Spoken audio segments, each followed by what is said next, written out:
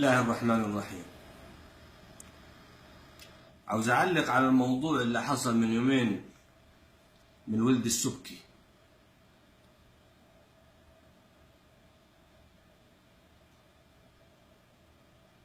ملعون ظهر اللي جابك، ملعون ظهر اللي جابك يا ولد السبكي، اللي خلاك تتكلم عن النساء الشريفات في الصعيد، وملعون أبوك اللي معلمكش ورباك وعرفك من هم أهل الصعيد، اللي طول حياتك لو كان حتى رباك أبوك ما كنت هتعرف حتى تحت رجلك منهم أهل الصعيد.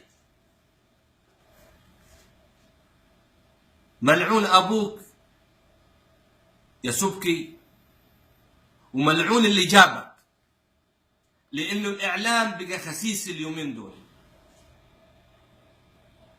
أي حد هايف وتافه يجي يتكلم في أي موضوع ويلا السلام. والمواضيع كترت وإحنا بنلوم الإعلام، مش عايزين نقول بنلوم الرئيس، لأنه طالما أنت خلاك تعبت معناها أنت عبت في الرئيس وعبت في الشعب بكامله، لأنك أنت خسيس وما تعرفش معنى الكلام اللي أنت كنت بتقوله. بس هنجيبوك برضو، ما تقلقش هنجيبوك، لأن اللي زيك واللي أمثالك ما يعرفوش اللي بيقولوه، لأنهم سفلة وخسيس يا وجه البرص.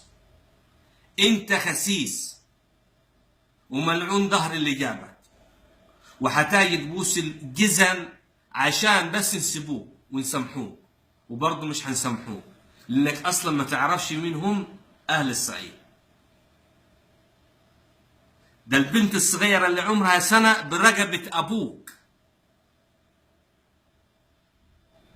يا عديم الجدود وعديم النسب، ويا ريت الكلام ده تعرفه وتعرف معناه.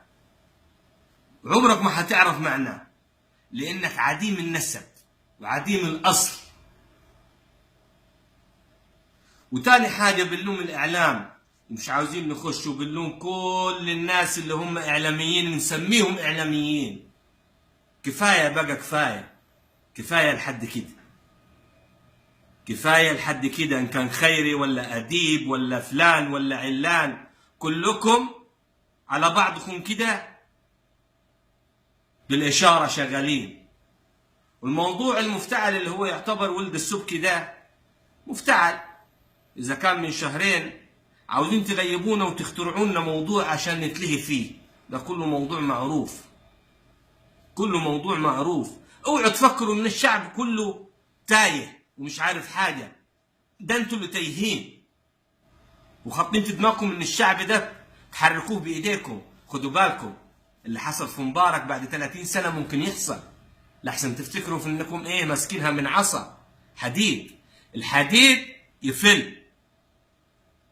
ديروا بالكم الشعب ما بيتكسرش، خليكم بعيد من الشعب كفايه اللي هو فيه.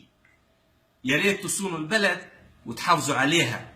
سوقتوا سمعتنا برا، اعلام كله واطي، سوقتوا سمعتنا برا. احنا كنا بنسمع الاعلام فيه برامج مفيده، عمرنا ما شفنا الاعلام زمان بيجيب حد تافه. فين برامج مصطفى محمود؟ فين برامج اقول لك برنامج مين ولا مين؟ احنا كنا نشوف التلفزيون ده حاجه تفيد الامه، مش تفيد الشعب المصري، حاجه تفيد الامه.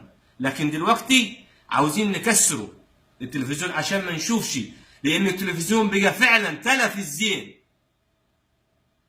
فعلا حاليا في الوقت اللي احنا فيه تلف الزين، وانتوا اللي سوقتوا الموضوع لحد كده. خساره ان انتوا تكونوا اعلام عن مصر.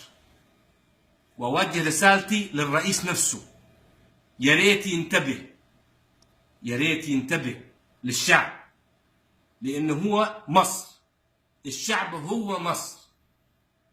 يا ريت يا رئيس إنه هو تحفظ كرامة الشعب برا وجوا، وتصون كرامتنا، وما يجيبوش حد تافه يتكلم في فلان وعلان، أو يغيبونا عشان يطلع موضوع يصار به نتغيب ونتلهي فيه. بلاش، الشعب كله فاهم إيه اللي بيدور، بس إحنا مش عاوزين نخرب البلد.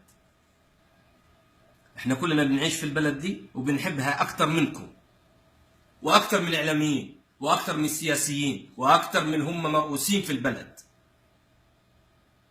بس يا ريت تحافظوا على كرامة الشعب. وأوجه رسالتي لكل مسؤول،